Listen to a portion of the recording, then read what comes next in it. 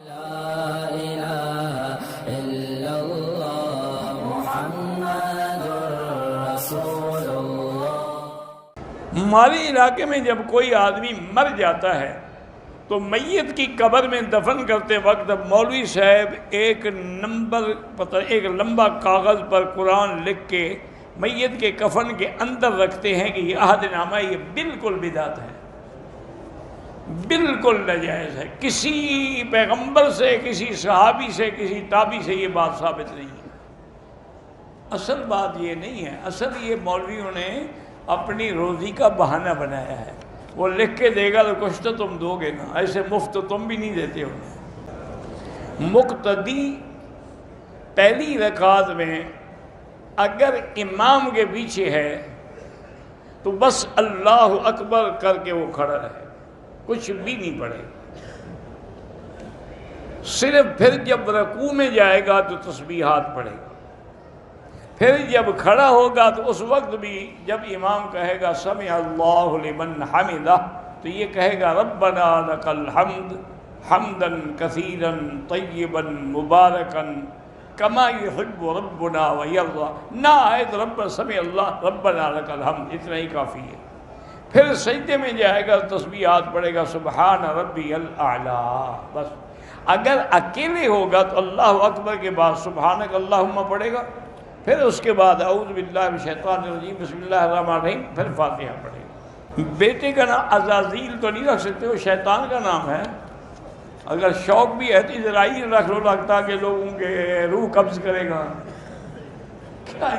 زمین پہ نام ختم ہو گیا، آسمانوں پہ چلے گئے ہو کیا؟ بس لوگوں کے نام ہیں، کوئی جبرائیل، کوئی میکائیل، کوئی اسرائیل، کیا ہے؟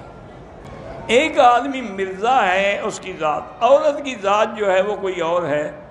شادی کے بعد کیا پکاری؟ شادی عورت کی ذات جو ہے وہ وہی رہے گی، مرد کی وہی رہے گی۔ یہ تھوڑا شادی کرنے سے ذات بدل جاتی ہے، شادی کرنے سے کوئی ذات نہیں بدل جاتی۔ ساری زندگی عائشہ بنت صدیق کی کہلائی ہے۔ نماز باقاعدگی سے پڑھتا ہوں، تلاوت بھی کرتا ہوں، لیکن مجھ سے ایک گناہ ہے کہ میں اپنی شہوت ہاتھ سے مٹاتا ہوں۔ توبہ کرو، یہ بہت بڑا گناہ ہے۔ اچھا، اور اس سے زندگی بھی برباد ہوتی ہے اور آخرت بھی برباد ہوتی ہے۔ علاج یہ ہے کہ اللہ والوں کی صحبت میں رہو، اکیلے کبھی نہ رہو۔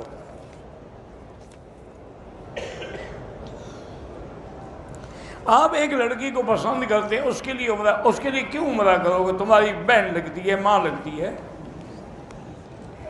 پسند کرنے سے تمہیں عمرے کا کیا شوق ہو گیا؟ یعنی آج کل عمرہ لوگ اپنی معشوق کے لیے کرتے ہیں۔ انا للہ و انا الیہ راجعون، لا حول ولا قوت۔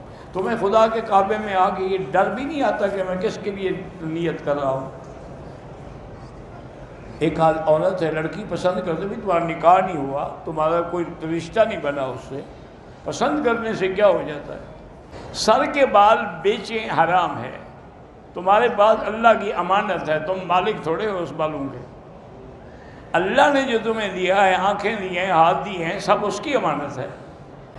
اگر فرض یا سنت میں اکیلے پڑھ رہے ہو تو جتنی لمبی قرات کرو، لیکن اگر امام ہے تو پھر لمبی نہ کرو، آپ کے پیچھے بیمار بھی ہیں، بچوں والے بھی ہیں۔ من ام منکم فلیخفف، وہ نماز میں تخفیف کرے۔ کالا لباس بطور ماتم کے پہننا حرام ہے۔ ایک ایسی عورت ہے جس سے خاوند کو نہ عزت ملے نہ سکون ملے، طلاق دے دے۔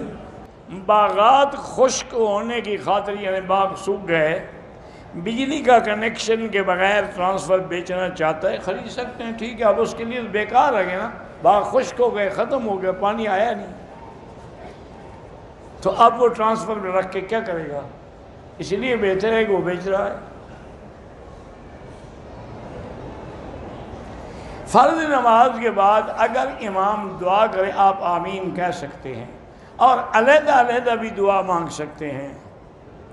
ذاتی گھر مل جائے دعا کرو اللہ جنت کا گھر دے ہم سب کو۔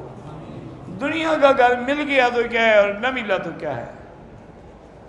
بہرحال وظیفے کے لیے استغفار پڑھو۔ اپنے لیے ہم اپنی تصویریں جمع کر کے البم بنا سکتے ہیں، بالکل حرام ہے۔ میت کو غسل دینے کے بعد تو نہیں ہے سرانے، لیکن دفن کرنے کے بعد سرانے کھڑے ہو کے آیت الکرسی اور اواخر جو ہے سورۃ بقرہ وہ پڑھ سکتے ہیں۔ عورت جب حیض سے پاک ہو جائے تو غسل سے پہلے وہ اللہ کا ذکر کر سکتی ہے، لا الہ الا اللہ پڑھ سکتی ہے، درود شریف پڑھ سکتی ہے حیض میں۔ جب غسل کر کے پاک ہو گئی پھر جو مرضی ہے پڑھے۔ مودودی گروپ کے کچھ لوگ ہیں بھئی، ان کے پیچھے بھی نماز ہوتی ہے، مسلمان ہیں، اگر کسی مسئلے میں مودودی صاحب مرحوم سے غلطیاں ہوئی ہیں تو اللہ معاف کرے۔ اب یہ تو نہیں نعوذ باللہ وہ کافر ہو گئے تھے۔ باقی ان کے لوگ داڑھی چھوٹی رکھتے ہیں، ان کی ہے، مودودی صاحب کی اپنی تو داڑھی پوری تھی، انہوں نے تو نہیں کہا ان سے کہ چھوٹی رکھا کرو۔ کہتا ہے کہ جب لڑکی کی رخصتی ہو تو کپڑے پر کاغذ قرآن رکھ کے کھڑے ہو جاتے ہیں، جی قرآن کے نیچے سے گزر جائے، تاکہ قرآن لعنت کرے کہ اس نے مجھ پر عمل نہیں کیا، آج میرے نیچے سے گزر رہی ہے۔ آج کی نماز بھی چھوڑ رہی ہے، فجر کی نماز بھی اس کی میاں کے ساتھ شب برات منانے گزر جائے گی، قرآن سر پہ کھڑا ہے۔ اسی لیے ہے کہ رب قاری القرآن یقرأ القرآن والقرآن یلعنہ، حضور نے فرمایا بہت سارے قرآن پڑھنے والے ایسے ہیں جن کو قرآن لعنت کر رہا ہوتا ہے۔ تو صحابہ حیران ہو گئے، حضور قرآن پڑھنے سے لعنت؟ آپ نے فرمایا قرآن نے کہا ہے لعنت اللہ علی الکاذبین، جھوٹے پہ لعنت۔ نے کہا ہاں، کہ اب جھوٹ بولو گے تو لعنت آ رہی ہے، تم پر کہ نہیں آ رہی؟ ایک رواج ہے، بن گیا ہے بس، انا للہ و انا الیہ۔ اگر ہم جدے جائیں کسی کو ملنے تو احرام وہاں سے باندھنا ضروری نہیں ہے۔ گھر پر ایک رشتہ دار نے قبضہ کیا ہوا ہے ناجائز، 2 رکعت نماز پڑھ کے اللہ سے دعا مانگا کرو، اللہ آپ کی مدد کرے۔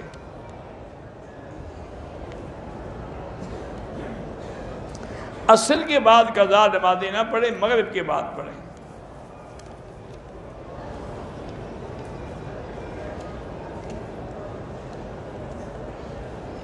پتہ نہیں آپ نے کیا لکھا ہے انگریزی میں، اس کا مجھے پتہ نہیں۔ باقی اولاد کے لیے اللہ جو بھی لا ولد ہیں سب کو صاحب اولاد بنا۔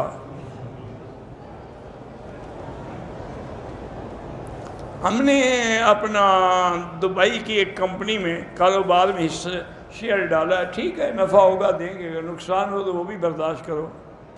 آب زمزم کو یہاں سے لوگوں کو پلانے کے لیے لے جا سکتے ہیں، ہاں لے جا سکتے ہیں، اچھی بات ہوئی ہے۔ ہمارے ایک دوست تھے اقبال زمزم، کراچی والے، ان کا تخلص تھا زمزم، وہ فوت ہو گئے، دعا کریں اللہ مغفرت فرمائے۔ طواف کے دوران نظر پاؤں قدم میں رکھیں۔